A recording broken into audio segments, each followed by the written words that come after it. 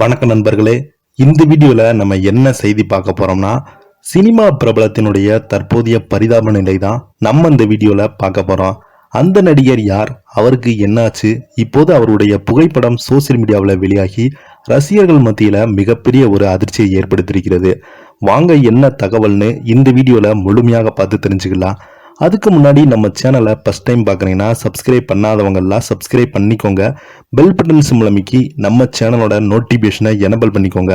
நாங்கள் போடுற வீடியோ உங்களுக்கு உடனுக்குடனே வந்து சேரும். 25 வருஷம் நாய் மாதிரி உழைச்சேன், ஆனால் இப்போ கொடிகட்டி பறந்த சினிமா பிரபலத்தின் தற்போதைய பரிதாப நிலை. 25 வருடமாக சினிமாவில் பணியாற்றிய சரியான அங்கீகாரம் கிடைக்கல. கேமராமேன் ராஜன் அளித்திருக்கும் பேட்டி தற்போது சோசியல் மீடியாவில் வைரலாகி வருகிறது. தமிழ் சினிமா உலகின் பிரபலமான ஒளிப்பதிவாளராக பணியாற்றி ராஜாராஜன் என்கிற பாண்டியன், இவரது ராஜாதி ராஜா, மெல்ல திறந்தது கதவு, நான் பாடும் பாடல், அம்மன் கோவில் கிளைக்காலே, வைதேகி காத்திருந்தால் போன்ற பல சூப்பர் ஹிட் படங்களுக்கு ஒளிப்பதிவாளராக பணியாற்றியிருக்கிறார். இவருடைய ஒளிப்பதிவிற்கு மறைந்த முன்னாள் முதல்வர் கலைஞர் கையால் விருது வாங்கியும் இருக்கிறார். இந்த நிலையில தமிழ் சினிமாவில் உள்ள முன்னணி நடிகர்களின் சூப்பர் ஹிட் திரைப்படங்களுக்கு ஒளிப்பதிவாளராக பணிபுரிந்த இவரை பற்றி யாருக்குமே தெரியவில்லை.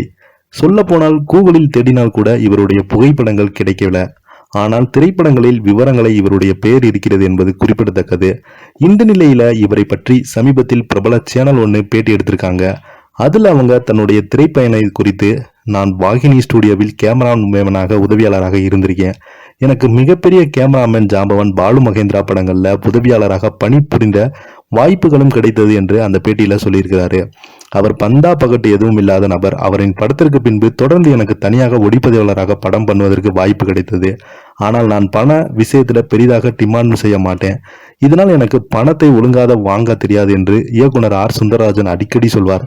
அது அப்படியல்ல, நான் உழைக்கும் உழைப்பை பற்றி தயாரிப்பாளருக்கு நன்றாகவே தெரியும்.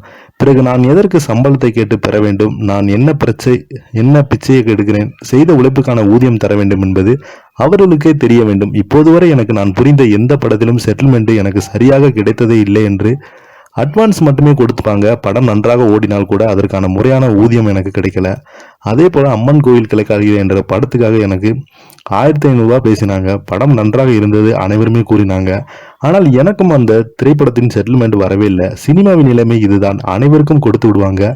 ஆனால் போட்டோகிராஃபருக்கும் கடைசி வரை பேமெண்ட் கொடுக்கவே மாட்டாங்க. பாக்கி வைத்திருப்ப அனுப்பி விடுவாங்க. அதே நிலைமைதான் சினிமா கேமராமேனுக்கும் இருக்கும். 25 வருடமாக சினிமாவில் கண்மூடித்தனமாக இரவு பகலாக உழைத்தேன். சில சமயம் அடிபட்டிருக்கிறது என்று அதுல குறிப்பிட்டிருக்காரு. இப்போது எனக்கு இன்னும் நேர்மை குறைந்திருப்பதாக தோன்றுகிறது. இப்போது எனக்கு எதுவும் வேண்டாம், திரும்பவும் பணிபுரியும் எண்ணம் இல்லை. நான் என் குடும்பத்துடன் மதுரை அலங்காநல்லூரில் மகிழ்ச்சியாக இருக்கிறேன் என்று கூறியிருந்தார்.